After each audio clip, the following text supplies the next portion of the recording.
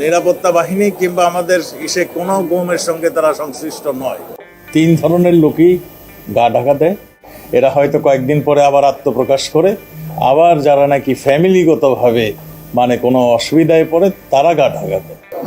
যেখানেই গুম হচ্ছে সেখানেই আমরা কিছুদিন পরেই তাকে পাচ্ছি। হয়তো সে নানা কারণে আত্মগোপন করে থাকে, সেইগুলোকে গুম বলে চালিয়ে যায়।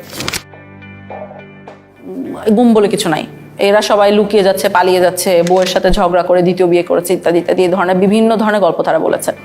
গুম হওয়ার পরে যখন গুমের শিকার ব্যক্তির পরিবারের সদস্যরা থানায় যেতেন জিডি করার জন্য, যে তার স্বজনকে খুঁজে পাচ্ছে না বা হারিয়ে গেছে বা তুলে নিয়ে গেছে, এইটার ক্ষেত্রে যখন জুডি করতে যেতেন কোনো বাহিনীর কথা উল্লেখ করতেন, থানা থেকে তাদেরকে বিতাড়িত করা হতো।